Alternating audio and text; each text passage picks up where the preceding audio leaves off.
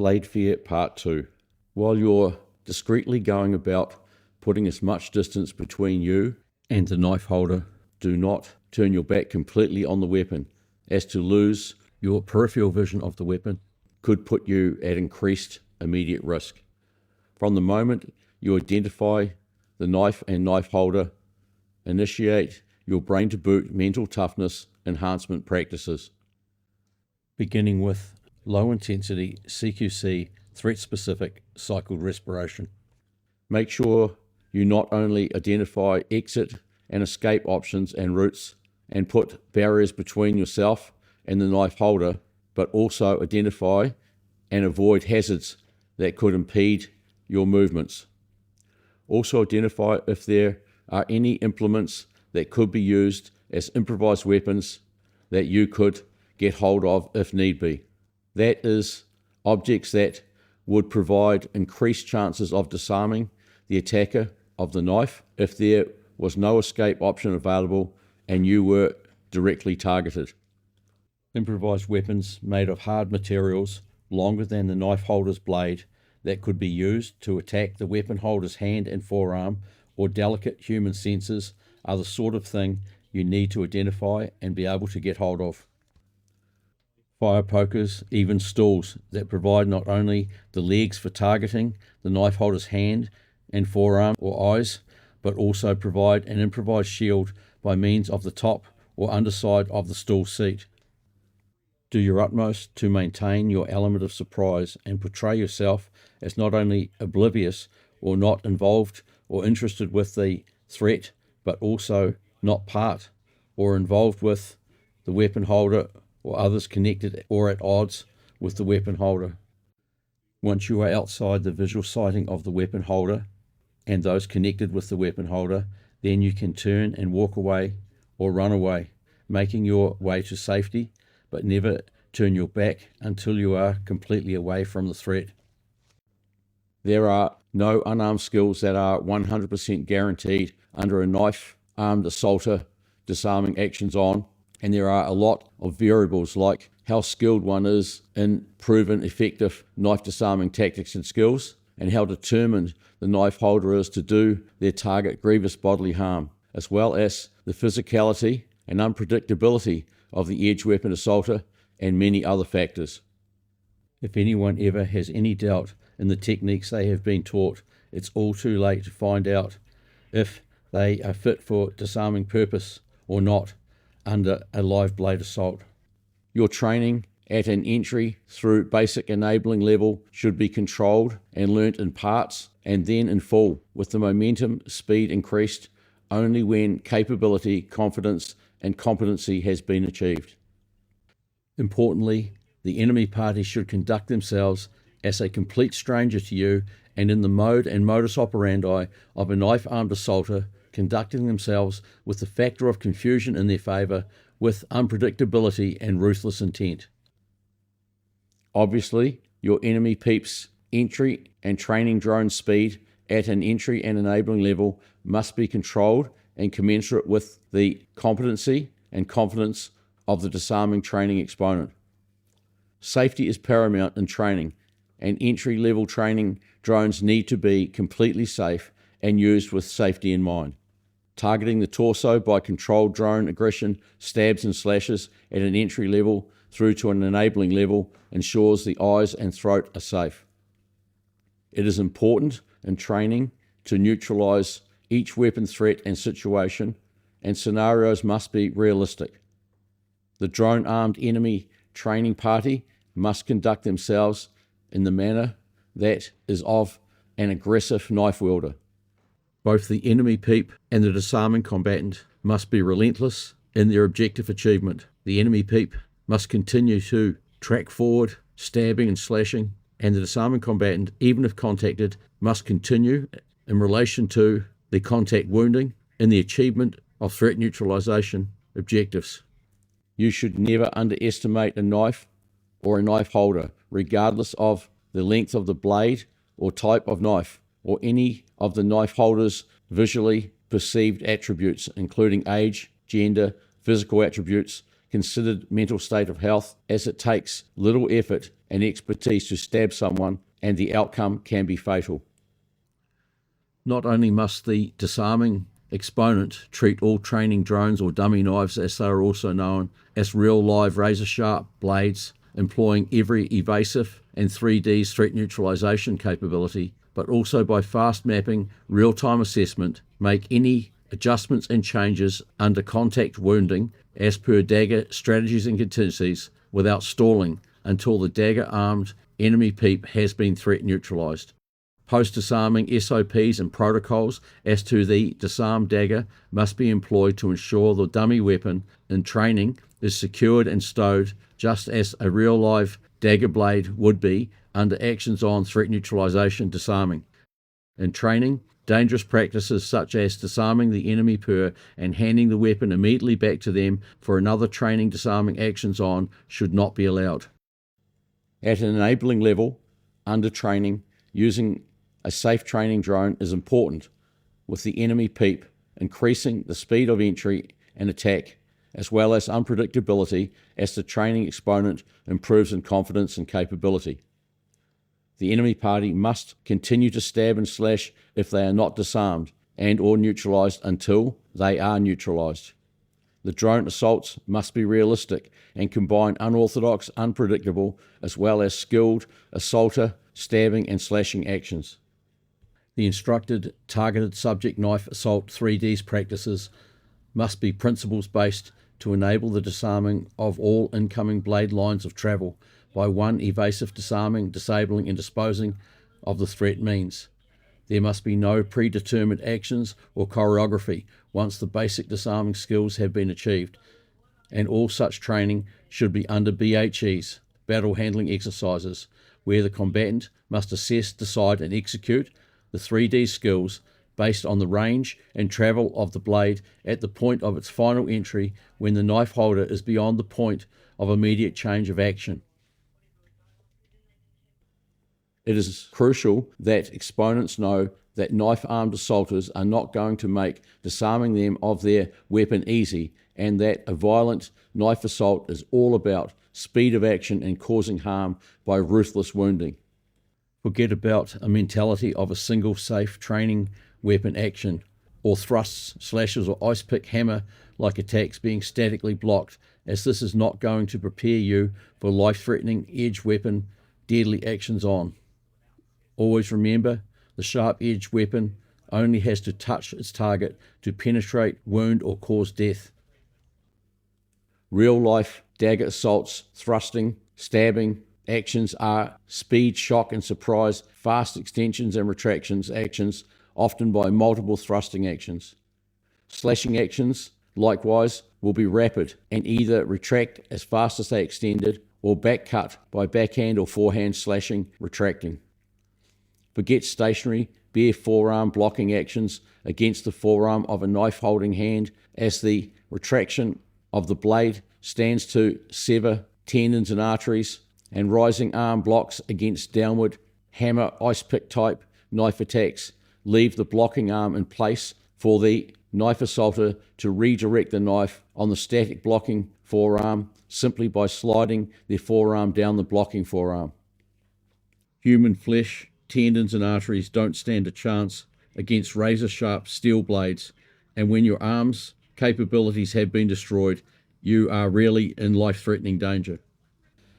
When your capabilities, levels of confidence and competency have increased by considerable in training, having the enemy peep employ unpredictable, unorthodox stabbing and slashing actions, including multiple actions at ever-increasing speed, is important so that you never become complacent against a knife, even a safe training knife.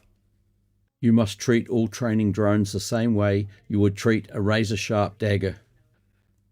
Our MSD training practices include anti-magnetism, evasive 3Ds actions, as in pushing the target away from the incoming line of travel and speed of the incoming edge weapon travel as part of disarming and threat neutralization. Never underestimate or take a weapon for granted, whether it be a training weapon, a live blade, or a training implement like a shock knife or hot knife. You must have the mindset and modus operandi that is all about disarming a formidable foe of the edge weapon capability by tradecraft's safest, most proven threat neutralization means and methods. You never want a mere defensive mindset against a knife. You either, through smarts and tactics, employ anti-edge weapon threat tactics and skills to remove yourself from a knife threat situation, or you use best of battle proven means and methods of disarming, disabling, and disposing of the dagger threat. A common fatal mistake is people thinking they are practicing what they call knife defense, but under unrealistic situations where it is predetermined actions and more choreography than having to make decisions based on threat specifics and realities. Edge weapon threats neutralization is not traditional or folk art training. It is training for life or death, sharp edge actions on that require tactics and skills that are battle proven and maximize safety in the process of disarming, disabling, and disposing of the threat. Enemy party must think like a highly trained armed combatant or a violent criminal, unpredictable urban assaulter, or EDP, emotionally disturbed person wanting to cause harm. The exponent should employ life or death armed assaulter means and methods, overviews in their mind's eye, thinking like how a dagger-armed violent assaulter would cause them grievous bodily harm to determine if their learnt skills capabilities would be safe and effective in such an edge weapon threat neutralization situation. Nothing should be predetermined or predictable, and the enemy training partner must use cunning, deception, and speed of movement actions. The training target must assess, decide, time, and initiate and execute 3Ds threat neutralization that have full strategies including contingency options and have built-in safety practices. From rapid, direct blade travel lines to unorthodox, unpredictable, relentless stabbing or slashing, the enemy party must introduce the exponent to the true realities of edge weapons assaults in training. The 3Ds skills must be same system principle based for the neutralization of all incoming lines of edge weapon assaults. The exponent must be drilled in assessment and decision making, employing the principle based primary 3Ds threat neutralization with confidence in their skills and in themselves. Instructors must perform TOCs, tests of competency, in every aspect of the exponent's capabilities, critiquing initially all major faults, and then, as competency is increased, minor faults. The skilled CQC instructor must make necessary adjustments specific to the individual where required to maximize safety and disarming objective achievement. The training weapon must retract as quickly as it extends and can be used by means of continuous stabbing or slashing actions empowered by fast and hard momentum, always trying to close on the exponent and make contact. A practical realist mindset in enemy purs is essential, primarily not leaving the knife-holding arm out, statically extended, or maintaining unsecured forearm contact with a defensive blocking arm, but using the blocking arm as a sliding indexing means to wound. From a target of a knife assault perspective, employing static blocking skills, including raised arm blocks with bare forearm to knife holding hand forearm, where the weapon holding hand and wrist is not secured, means and methods are suicidal. It is important in training that enemy purs are ruthless, unpredictable, unorthodox, and relentless, so there can be no doubt as to if the target exponent has been wounded and to if the dagger-armed assaulter has been neutralized or not. I have had numbers of exponents on courses over several decades that simply were not prepared to undertake training in edge weapon disarming using live blades. Some included practitioners of and instructors of traditional arts-based self-defense styles.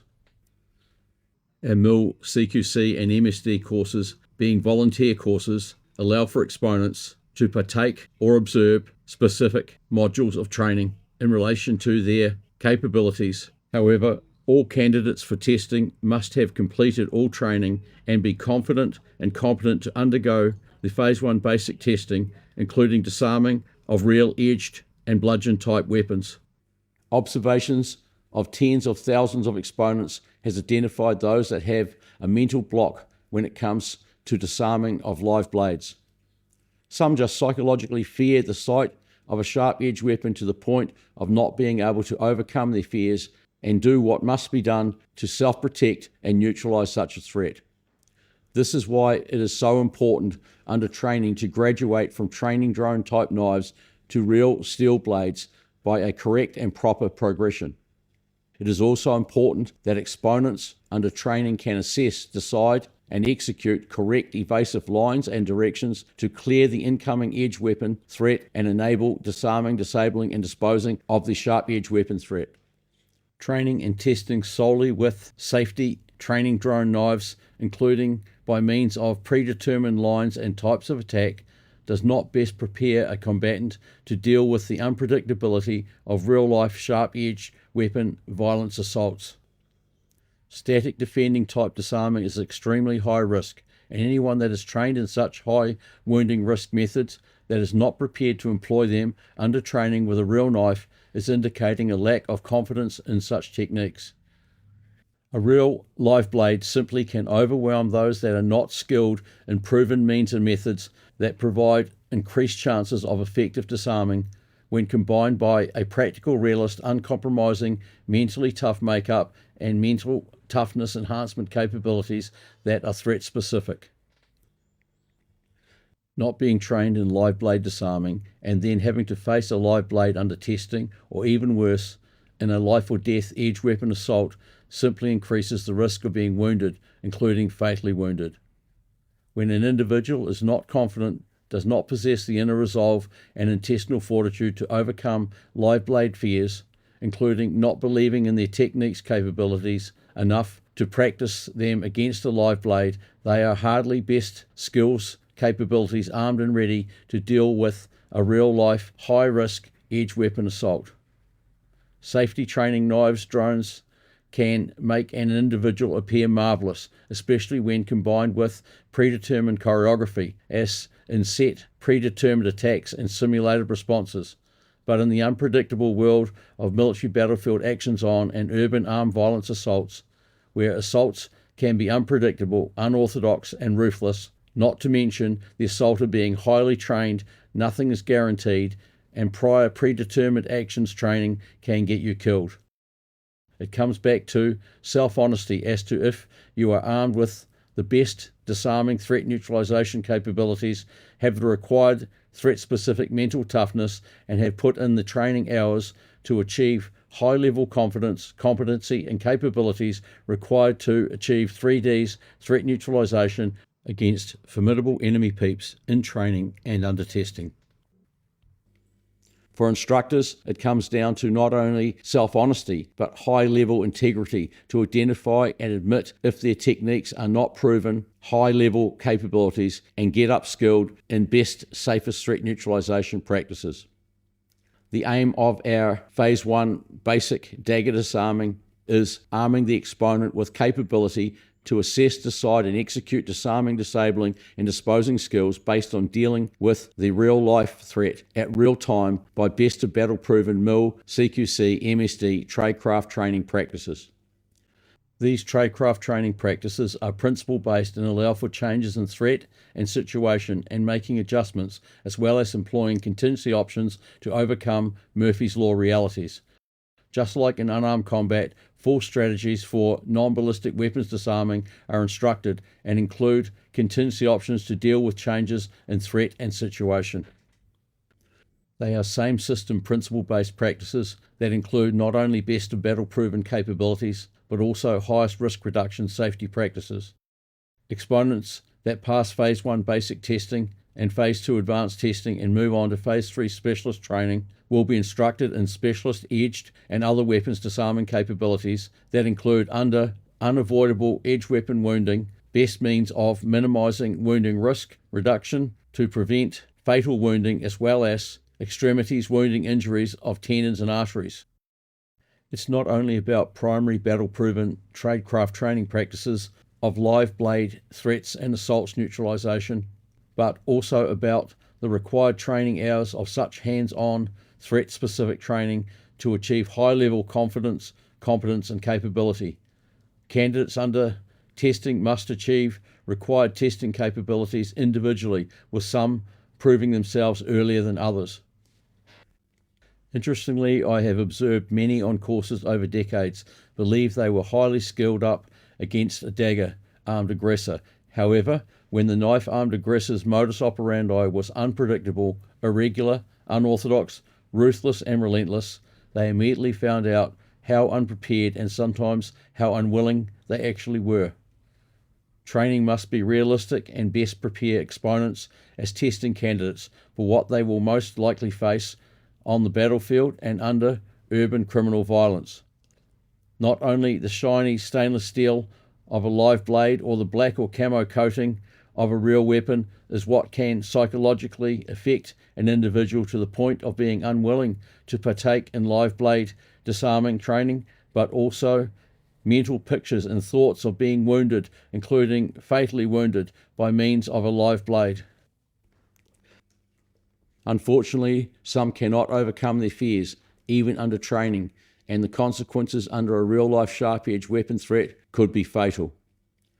They can see all those around them under live blade disarming training achieving disarming objectives and developing in capabilities, so must realize the problem is with them, and if they are not prepared to upskill, they cannot be helped.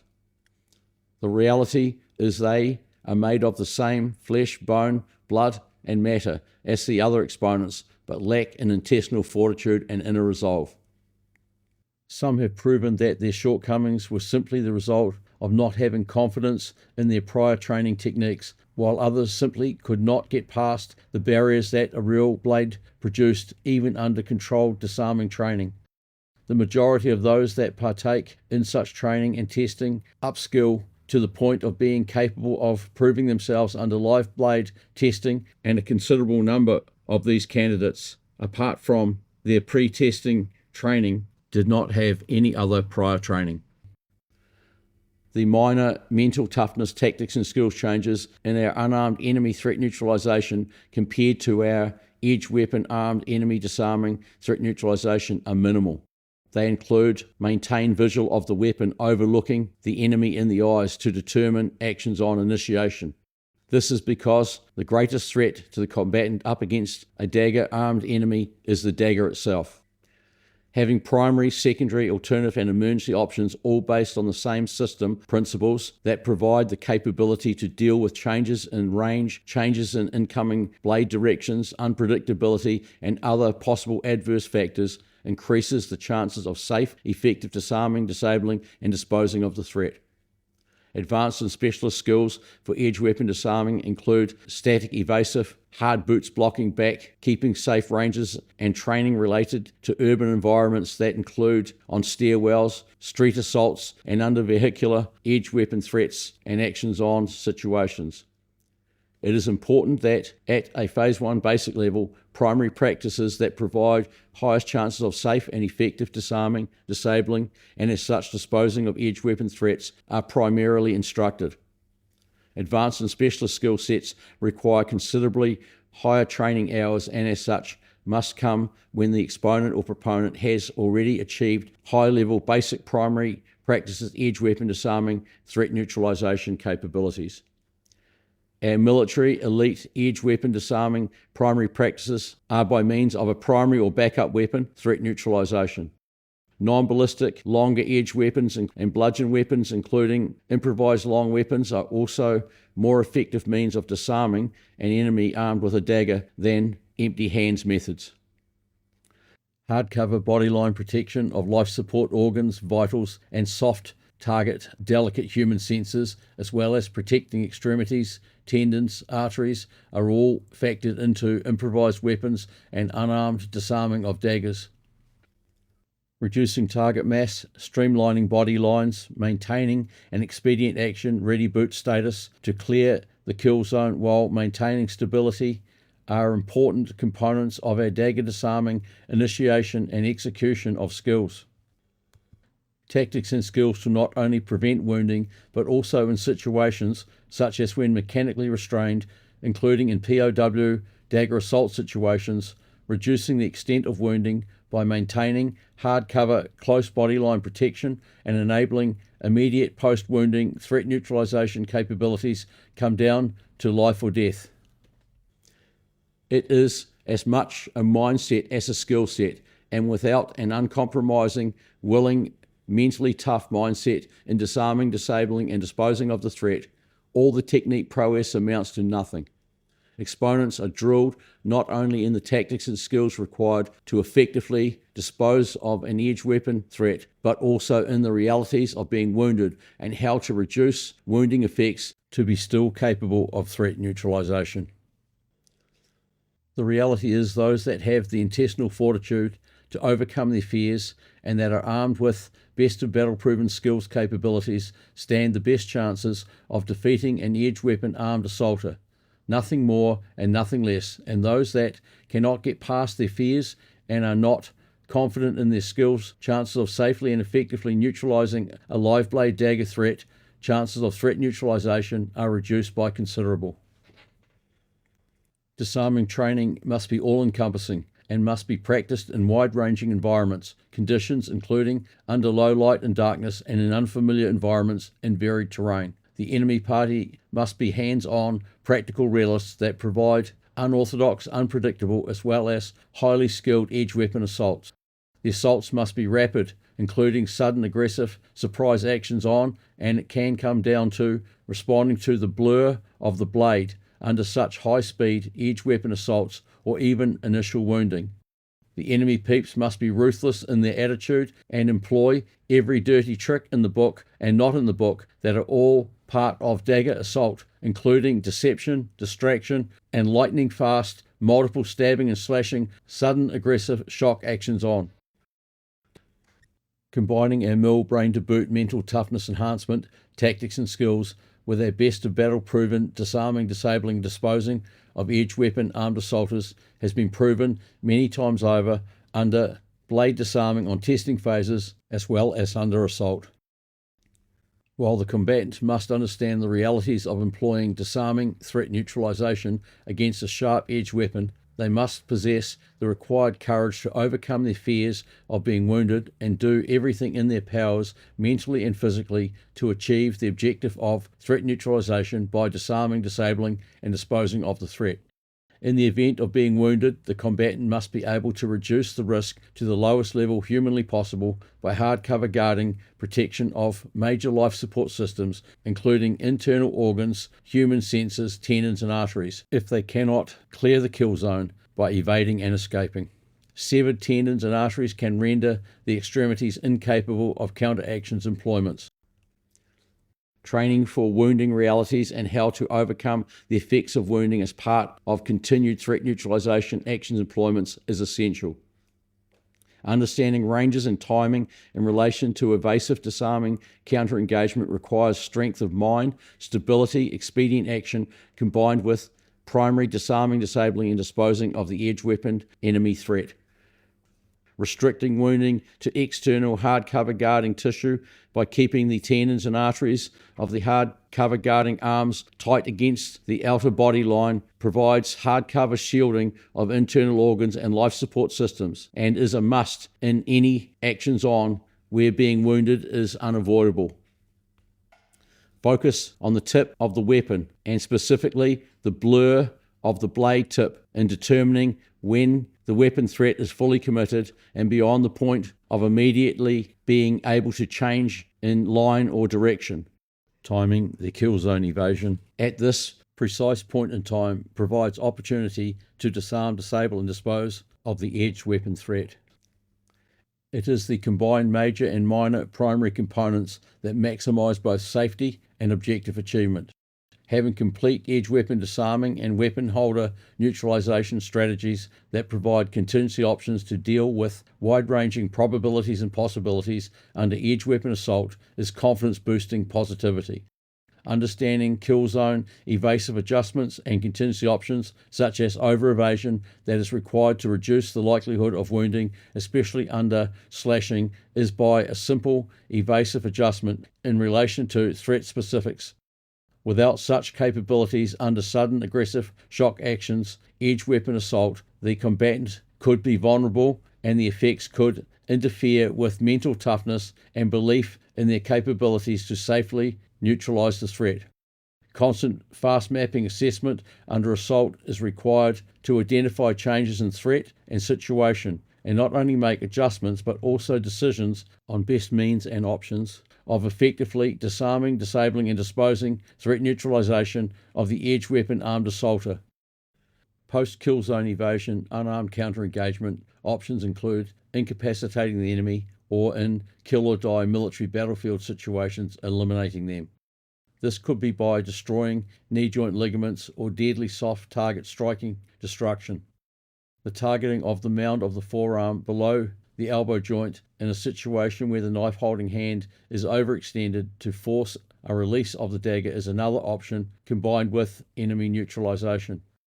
In a situation where attacking the forearm has forced the weapon holding hand and arm down but has not achieved a release of the weapon, can provide the opportunity to compound opposing forces, seize and secure the wrist and hand of the weapon holding hand and set up a stamp kick knee joint ligaments destruction. For military battlefield dagger disarming, where the combatant does not have a primary or backup weapon, the utilization of long bludgeon type or sharp edge weapons, either issue or improvised weapons, to disarm, disable and dispose of the dagger armed enemy threat is a primary option.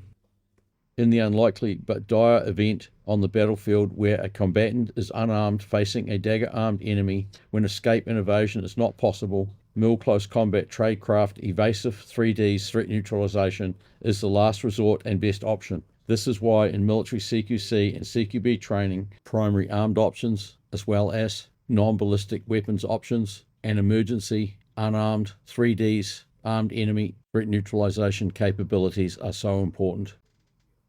In all evasive unarmed edge weapon disarming, maintaining a ready boots ground affinity, tight compact neutral body line hardcover guarding status, combined with brain to boot control measures and preparatory actions on tactics and skills prior to kill zone clearing evasive action initiation, with the initiation powered by a squat crouch kickoff action, provides increased chances of employing 3D's threat neutralization. The squat crouch interferes with the incoming assaulter's visual and mental focus, as well as empowering the evasive action. Never extending extremities out towards a razor-sharp edge weapon is essential if one wants to be able to utilize their arms and hands as part of weapon disarming threat neutralization. Post-evasion raising of the arm to target the mound of the forearm below the elbow joint of the weapon holding hand to cause a release of the dagger or target soft targets to neutralize the armed enemy must be by directly raising the arm from one side, directly out to one side, and not to one's front in front of the weapon to reduce wounding risks. In situations where the combatant has no escape and evasion option or no evasion and escape option, being confident and competent at stationary evasive disarming, disabling and disposing of the edge weapon threat is required. Understanding timing under multiple slashes and thrusts, incoming actions on, and contingency options specific to such assaults is all part of being capable of threat neutralization under edge weapon assaults. Our dagger disarming basic, advanced and specialist tactics and skills include dealing with throw-in dagger threats, as well as close personal protection, dagger threat neutralization by intervention, providing full bodily protection of the protectee, combined with role-specific disarming of the armed assaulter threat. Ambush phase dagger disarming from the front, side and rear flanks, weapon point or edge threats by means of a primary principle-based tradecraft practice of neutralizing all flanks and positions of being held at weapon point or edge is included in our dagger disarming package. Incorporating all the brain to boot important mental toughness enhancement, major and minor components will strengthen one's objective achievement, mind power capabilities, and will, as such, increase chances of threat neutralization objective achievement. Understanding the effects of wounding, and by means of hard cover guard, shielding, bodyline protection, by outer flesh and muscle over tendons and arteries, will provide the capability to continue threat neutralization employment if wounded. Training in such skills will provide means and methods under severe wounding of using another extremity to ensure the combatant is still capable of pursuing threat neutralization objective achievement. Fast mapping, real-time assessment and decision-making in regard to necessary changes and adjustments under sudden aggressive shock actions on edge weapon assaults, under training and in real life or death actions on, is a must in initiation and employment of edge weapon threats neutralization. I reiterate, evasive actions including hard cover guarding, bodyline protection are the primary means of employing unarmed threat neutralization of an edge weapon, not static defending against an edge weapon assault. The combatant must be of a goal-driven, uncompromising mentality and mindset and high tactical intellect empowered by practical smarts. This high-level empowerment of mental toughness, primary tactics and physical skills combining high-level risk reduction and high-level threat neutralization objective achievement capabilities is as guaranteed as it gets up against a live blade.